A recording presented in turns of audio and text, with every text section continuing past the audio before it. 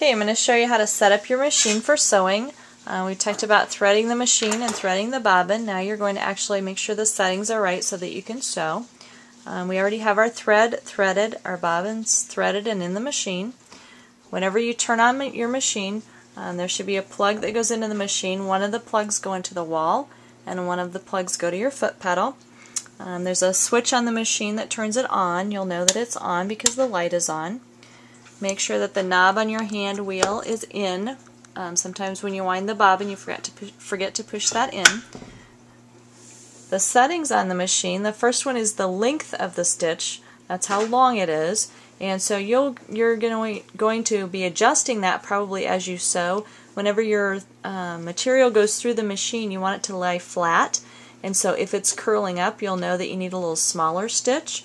Otherwise you'll know that you'll need the right stitch if it's laying flat and looks nice as it goes through the machine. So we're going to try that at about a 3. When you get to the red, you know that's a buttonhole, so you want to stay in the green area.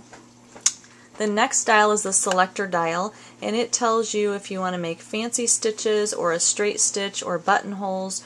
We're just going to be making a straight stitch, so you're going to put it on the straight stitch one, which is here in the center. The next button over here is the tension in your machine. Make sure that this says auto. If your thread is really tight or really loose, then you'll need to adjust that, but most of the time it just needs to stay on auto.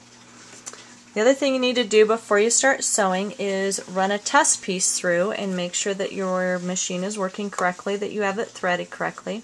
So just grab a test piece of fabric. The most important thing, or one of the most important things, is that before you sew you always put your presser foot down. There's a handle right back here, and you don't want to drop the handle because then that's hard on the presser foot. But if you just hold this handle and gently lower it when you're ready to sew, why then that works pretty well. If you forget to lower it, you will know right away because you'll have a huge knot and a big mess. So lower your presser foot.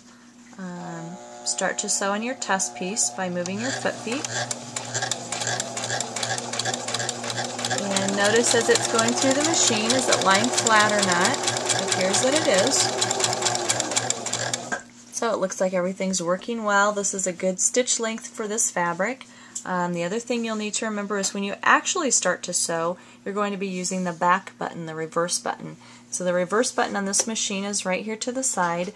You always, when you start and stop, want to reverse, and you do that by just pushing down and holding down on it while you push the foot pedal, and it makes the needle go backwards. You just want to go backwards 2 or 3 stitches, and then you let go of the button and it goes forward again. You'll want to do that because that ties the knot, and that way if there's any pressure or tension on your fabric it won't come unsewed.